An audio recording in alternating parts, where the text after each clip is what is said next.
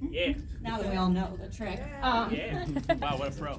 Some of you know me. I've covered poker tournaments for like 10 years, and one of the things my non-poker friends are always saying is like, wow, you must be really good at poker. And I'm just like, do you think I would be writing about it as my livelihood if that was the case? But like, I do play a little. I mostly play ladies' events. Although now, I've got to say, like, girls are getting really good at poker. Like, these are not the easy marks that you thought they were.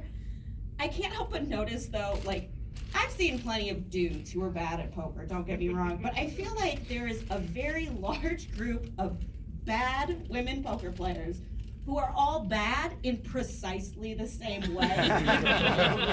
And when I started thinking about it, I'm like, you know what the issue is?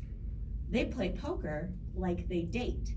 So here's what will happen. They will sit there, and you know that pre-flop, nothing but the top 10% is getting played.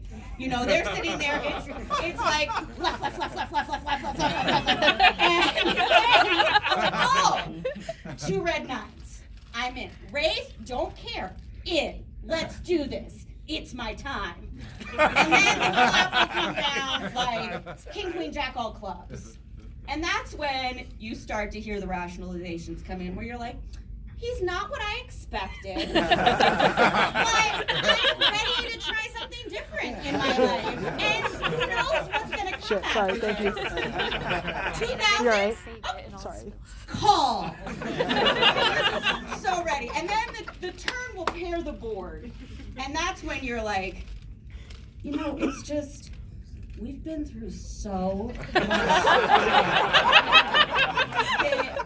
I just am not ready to give up yet. I put so much effort into this that how can I not keep going? 7,000. And then it's like the ace on the river. And then the other person's like, all in. And you're like, congratulations on finding something you're so willing to be committed to. That must feel amazing. I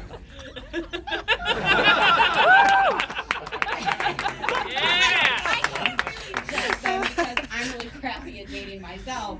Again, my non-poker friends don't understand. They're like, girl, you're in a room full of dudes all the time. How hard is this? And I'm like, listen, I could be lost at sea in like an inflatable dinghy dying of thirst. And I may be surrounded by water, but drinking it is not going to do shit for me. Okay? So that's why I participate in the 8th circle of hell that are dating apps. I hate them. I hate them so much. And like, I will admit, I have my things that are vetoes on my dating apps. Profiles with literally nothing. Profiles that are only your Instagram handle. Profiles that are dudes that are entirely done out of emojis. And then it's like, I have other things. No nightclub employees, no people really addicted to CrossFit, no more than one photo that you've clearly taken of yourself in a bathroom, public or private. Find a friend, like any friend, and just take a picture. These are my things. There's one more. Oh, no poker players. That's it. And they're on there, and they all lie. God's honest truth. Lane Flack says he's 40. But like, it's hard in Vegas. Or do we have Vegas people in here? Yeah, I want to go. Because not only in Vegas, you're like trying to meet these parameters of your own, but then you're also trying to find out if they even live there. Because you're like, oh, I matched with this very charming looking dermatologist who wears a lot of button downs and seems to like to play golf. And then like you start chatting and they're like, yo, where's the party at? Vegas, it's Friday! And I'm like, yeah, I'm in Henderson, and I've got a really early Zumba class. And they're like, so you're not like DTF? And I'm like, no, I'm not. But if you're around tomorrow afternoon, I'm DFB, down for brunch. It's been a day! Yeah! It just never really works, does it? And so it sounds like I'm being really picky, but like I agree to go on some stupid dates, trust me. I have agreed to go on a date, kind of on a whim. He's like, let's do it tonight. Normally I'm like, you pretend to be busy and all that shit.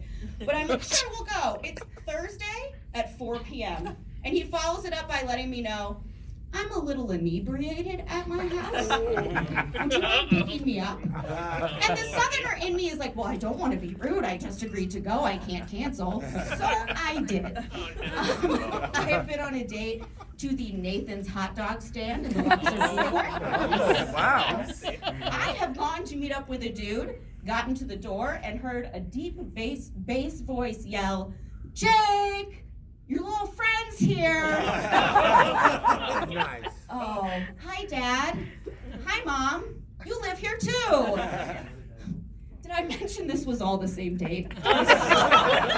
This was all one guy. And it got even better. As we were driving down to the Luxor, he informs me, I know I said I was a bartender. I'm really unemployed. And I was just like, I don't know how to frame this in a positive way, but I found it, which was, this guy was willing to spend 25% of his net worth to go on a date with me. We were paying the $75 daily at the Luxor, but still, that has to speak somewhat highly of me. Which, maybe I do think too highly of myself. Maybe I am too picky. In fact, an app once told me I was too picky. It sent me a notification to inform me that my height parameters were too specific and that I would have more opportunities for dates if I extended them. So I went and I looked. Because my minimum is 5'3", which is 1 inch taller than me and way shorter than the rest of you ladies, okay? And then as the maximum, I didn't even have, it's just as tall as people come. It's my maximum. Like Taco Fall from March Madness could come on down, and I'm like, great, let's do this. You're 8.5 feet tall. So that's when I was just like, listen, I've got questions. Mainly I've got two.